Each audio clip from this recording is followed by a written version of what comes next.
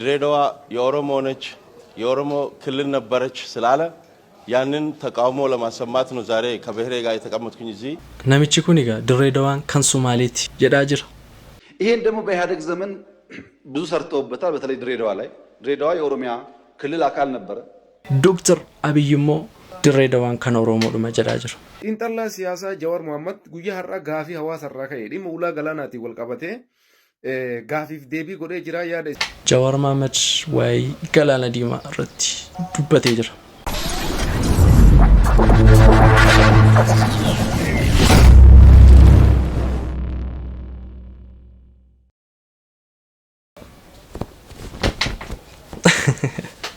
Ifama ga katoko gubaan jabaatee raga gubaan jabaatee rakuno yororo qorriitti jabaatee bokkaan jabaatee jenna kuno gizeemmo akka kana birraatti seeni aduun tasaboo gubannee jenna qorrii ganamaa jira qorrii ganamaa ga isa maalin sanitti maga qorra ganamaa gizee dhiiwun qorra kuno gizee bari'u subiirra hin qorra rakkannee kuno isa gannaasuuf namu isa birraa kanaasuuf jarana fallisa holinu qabira keessattuu qorratti cimtuudha gumaan illee ta'u qorratti cimtu yoo harka funee kabajamtoota furdootoota michuu kolfa jiruuf jireenyi baadaan hafi anjinjanaan akkam jirtu sin har'as viidiyoo kabiraatti deebiitan jira akkuma beekamu viidiyoo boorsoo bashannansiisoo kan illee irratti dubbatan baay'ee hedduu qabdii dhufeetan jira maaligaa warreen illee chaanal kanaaf haarawaa taatan subscribe gochuun maatii chaanala kanaa taasiniin jedha yaada keessanis komantii jalana ka video kan like gochuun akka jalqabduun kabaja guddaan sin gaafadha namiste galatooma gara video eega gidduu kana social media ro wanta naannoo way jira inni yuma inni hojjetanii Direedawaan kan Oromoo miti waan argee jedhamaa jira Dr. Abiy Ahmed muummichi ministeera Dr. Abiy Ahmed deengada paarlaamaa irratti dhiyaachuun gaafiiwwan adda addaa deebisaa turan isaan irratti waa'ee Direedawaa kaasanii ድሬዳዋን kan ኦሮሚያቲ ዋን አርጌ ጀለኒ ዱባታ ትረን ሜሳ ደገፈን ይሄን ደግሞ በኢህአዴግ ዘመን ብዙ ሰርተውበታል በተለይ ድሬዳዋ ላይ ድሬዳዋ የኦሮሚያ ክልል አካል ነበረ በህገ መንግስቱ ሶማሌዎች እና ኦሮሞዎች ወንድማማች ሆነው ለብዙ አመት ኖረዋል ድሬዳዋ ጋር የይገባኛል ጥያቄና ክርክር ተፈጠረ ሲፈጠር በኢህአዴግ ዘመን በዚህማ አንጨቃጨቅም ድሬዳዋ ከኦሮሚያ ይነጠልና ለፌደራል መንግስት ይሁን ሶማሌ አንዱን ተርም ከንቲባ ይሁን አንዱን ተርም ኦሮሞ ከንቲባ ይሁን ብለው አስማሙ ይሄ ግን ህገ መንግስት ላይ የለም ከዚያ በኋላ ድሬዳዋ ሶማሌና ኦሮሞዎች በሰላም እየኖሩ ነው በጣም ጥሩ ሰላም እስካመጣ ጊዜ ድረስ ችግር የለው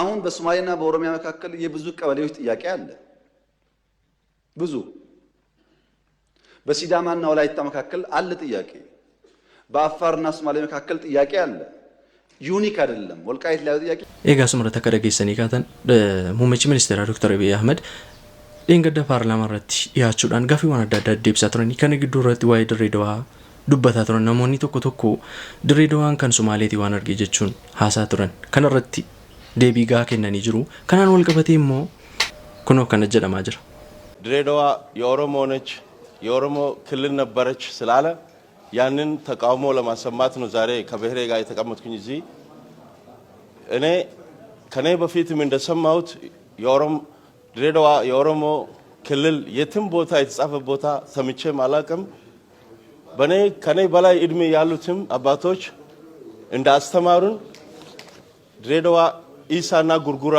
መሆኗን ነው ማቀው እና ዛሬ በዚህ መስበር አብይ በተናገረው ባለው ድሬዳዋ የኦሮሞ ክልል ነች ያለው እሱ በህልሙ ነው ያየው መሰለን ያንን ቃል እና መቼም ድሬዳዋ ኦሮሞ ክልል ሆነ አታቀም በኦሮሞ ስር ተስተዳድራም አታቀም ከዚህ በፊትም በኢሳና ጉርጉራ ነው እስከ ዛሬ ድረስ የተስተዳደረችው ካሁን ከትግሬ በኋላ ቲቢኤልኤፍ ከጀመሩት በኋላ እነሱን ለኦሮሞ ክብር ስላላቸው እነሱን ጠቀማቸውና 2 አመት ኦሮሞ 2 አመት ሶማሌ ስላሉት በዛ ሰበብ ነው ኦሮሞ የገቡት ድሬዳዋን ከዚህ በፊት ኦሮሞ ድሬዳዋ ላይ ወተትና እንቁላል ነው ይዘው የሚመጡት ከሀገር ቤት 11 ሰዓት ሲሆን ደግሞ ሃይ ስኩል ተቀምጦ በባቡር ይመለሳሉ ከመጡበት እኛ እንደዛ ነው ያደግነው።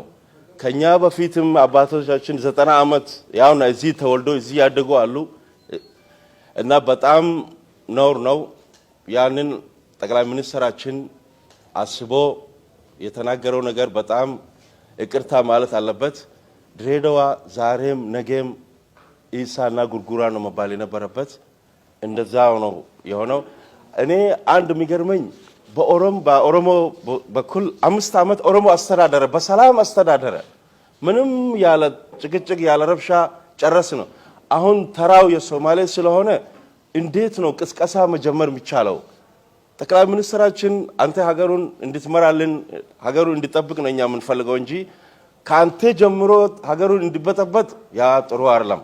እኛ የምንፈልገው 5 ዓመቱን ታግዘን በሰላም ከኦሮሞ ወንድማሞቻችን ጋር ኖረን ከመጅርታኔ ነገ ያፈያዳ ህልማን ኦሮሞ ዲለ ዱንያ ረት ያርከምተን በከጅርታኔ ትነገኝ ረቢ ሲወሊና ተው አስራት ቀብጥ ለማስቲ ቆፋን ዱበቹ ባባታ ዋላ ማስቲ ዋን ጉዶ ለምቲ ቪዲዮ ተነከሰቲ ዱራን ዱርስ አካ ቦታይስ ናጎቶ ወኒን በርባዱ ኤዶን ቪዲዮን ቱንቲ ወራበምቴ ሸራፎቴ ልዶ ጃምቱ ድራው ከሰቲ አቸ ከሰቲ አሞ ኦጋስኒ ሰባ ሶማሌ ኢሳ አይቹዳ ኢሳን ከሰ ይራ ኦጋስ ሙስጣፌን ታው ጅረቹ በካሶኒ ኩንቲ ሐሳማቱ ለከሰቲቹ ኦጋስን ኮንጋ ሞቱማ ወጂኒስ ዋይዱኒ ደላካ ቀበዳ በከተና እኒ ብራሞ ሐሶቶ ጉርባቲ ጋፋ ዘይቢኑ ሙሚቺ ሚኒስቴራ ተኮፋራቲ ላል ሙሚቺ ሚኒስቴራ ቲቤኻ ሙሽ ቡልቻ አና ተኮ ቀበሌ ተኮ ማልማሊ ምቲ ሐሰወ ጀረቲ ድራን ዱርሴ ዲፈ መጋፍቹ ቀባ መናማ ከይሰቲ ሐሰው ሰን ሐሰ ወይ አረባበር መናመት ያሶይቴ are you dreaming dream ጎዶ ጅርታ መናማ ናሰው ጅርታ ላል መናማ ከይሰቲ ዋንሱና ሰው ጅርታ ጀኤቲ አረብስ ለመፋረቲ አጀጀ ከነይኑማ ጉርባን ጅቹላ ኾቱ ዲፈ መጋፈ ዶዋን ጀተ ከናፊ ሰደፋረቲ አሞ ሰባ ኦሮሞ ከነ ጉትመቱ ሰባ ኦሮሞ ድራዋ ከነ ለፍት ተይሰኒ ምትይስን ድራዋ ከሩፍታን ወተትና እንቁላል ይዛችሁ ነው የምትመጡት ገረ ድራዋ ከሩፍታኒ እና ጊዜ ሳቁር ተከሳኩለ ለመታ ስኩል በር ላይ ወንተ ጀተኒ እቺን ባቡር አንገልተኒ ወንድሜ የትኛው ባቡር ነው ከስኩል ጀምሮ ወደዛ ወደ ደንገጎ የሚሄደው? ማለት ባቡር ያለው እኛ የምናውቀው እዚህ ለጋር ነው።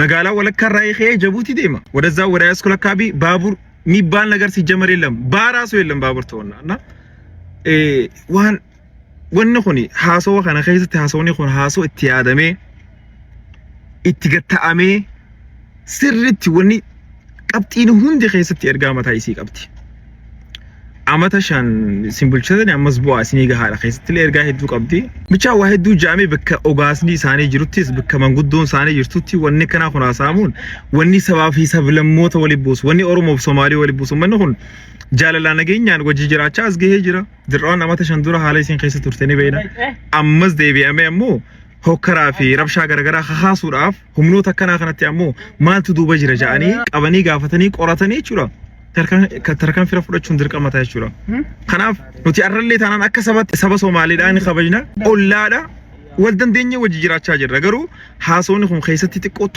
ፊ አከና ኦሼ ወላሂ ቱፊ ሀገነ ጌተካ አርኬቱን በሆና ማልቱ ዱበ ጅራ ኢንቨስቲጌት ጎደሙ ቀበ ቃምኔ ከናኹን خلاص ኢንቨስቲጌት ጎደሙ ቀበ ኤካ ሱምረታ ከረጌሰን ድሬዳዋን ከን ሶማሊቲ ዋን አርጌ ጀለማር ሀደ ኩን ኤሳቤት ዱፌ ኩኒ ጅራሚቲ ሰባብ ዋን አርጌ ወልቲና ቁዳፍ በቃ ኩን ሴረቲ ዲያቹን ጋፈታሞ ጋፋ ኢንጠላ ሲያሳ ጀዋር መሐመድ ጉያ ሀራ ጋፊ ሐዋሳ ራ ከይ ዲሙ ኡላ ገላናቲ ወልቀበቴ ጋፊፍ ዴቢ ጎዴ ጅራ ያደ ኢሳለ ሐዋሳፍ ዲኤስ ጅራ ዲሙ ወራና ከናቲ ወልቀበቴ ኢሳ ከነረቲ ዋሄዱ ሐሳኤ ጀዋር መሐመድ ከነኬሳ wanti Jawar Muhammadi walii tasmaama'uu fi waan isaan mormu jira. As keessatti fakkeenyaaf Abiyyiin amma waraanaaf qophoon qabu, lolan barbaadu, dandeettii lolas hin qabu. Munaamina isa jedhu kanarratti ani hin tasmaama'u. Jalqaba irratti haasaa muummichi ministeeraa Dheengadda dubbate paarlaamaa irratti dubbiin itti jabaatee quxuxurii isaa harkaa baanaaniin kana godhaa jira malee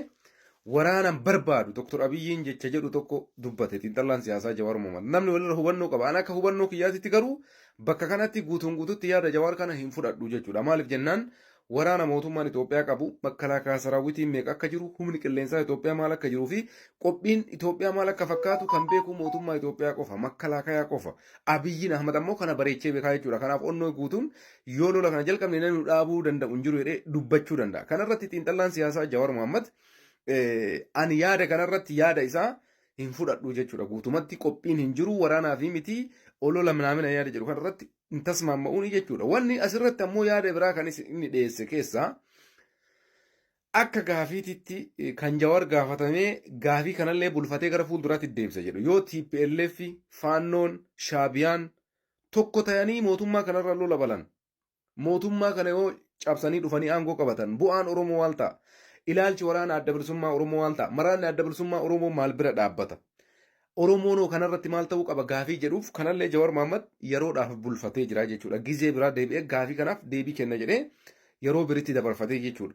Gaafiin biraan ammoo kan Jawaar Mohaammed dhimma ulaa galaanaatiin wal qabatee ka'ee fi as keessatti wanti xiqqoo isii bakka kanatti yaada kanarratti gaafii ka'e keessa gaafiin akkaan ijoo ta'ee natti mul'ate gaafii dhimma ulaa galaanaa irratti Itoophiyaan tan Oromoo qofaa miti. Itoophiyaan tan uummata Itoophiyaa hundaati. Tan beheer beerasabiiti. Tigree dabalatee warra Amaara dabalatee warra Afaanuuf hin jedhu uummanni hundi uummata Itoophiyaa hundi Itoophiyaan tanam hundaati. Parsantii guddaa har'a xiyyeeffannaa ulaa galaanaa kennee sa'aatii kanatti kan hojjechaa jiru kallattii garaagaraatiin hoggansa Oromooti. Hoggantoota Oromooti. Paarlaamarraa kaasee iddoo garaagaraa irratti waan kanarra xiyyeeffatee kan hojjechaa jiru Oromoodha. Kanarratti wanti kun bakka kanatti waan gaafii sirri gaafatamee jechuudha. Kanarratti hoggansa Oromoo qofa osoo hin taane dhimma galaanaa kakaasuu qabu. Raayyaa ittisa biyyaa keessaallee jeneraalota Oromoo qofa osoo hin taane hundi isaanii nu gadi bahee jeneraalli biyyattiin qabdu hoggansi Itoophiyaan qabdu dabuubii haa jedhu bahaa jedhu kaabaa jedhu kibbaa jedhu dhimma ulaa galaanaa irratti nutis Itoophiyaadha. Itoophiyaadhaaf aarsaa barbaachisuun kafalla jedhee namni kamuu gabbahee dubbachuu qabaa jechuudha. Maaliif jennaan har'a adda durummaadhaan sochii ulaa galaanaa kanarratti kan bakka bu'ee waa mara irratti sochoosaa jiru Oromoodha. Oromoon uummata guddaadha dhugaadha sochoosaa jira garuu hunduyyuu waan kana keessaa dubbachuu qaba. Kanaaf jecha bakka kanatti mootummaan Itoophiyaa hoggansi aangoorra jiru kan beheer beerasabii hundi gabbahee dhimma ulaa galaanaa irratti akka yaada kennatu irratti waan dalagamuu qabu jechuudha. Kanaaf jecha amma fakkeenyaaf wanti kun waan Oromoo qofaa miti. Oromoon kophaa isaatti gaafa jabaatteen dhaabbata. Sun rakkoon qabu. Already guyyaa dubbiin as kalooftee waa'ee Oromoo taate sun Oromoon tokkummaa isaatiin xilaa isaan ittisa. Garuu amma ammoo dhimma Itoophiyaa waan ta'eef Amaarris, Tigreenis, Guraageenis, Hadiyyaanis beheer beerasabiin dhufe yaada kanarraa kennachuu qaba waan ta'eef kanarratti mootummaan federaalaa irratti hojjechuu qaba jechuudha. Haasaa hedduu haasa'ame intarvii Jawaar Mohaammed hedduu dhageeffannee jirra.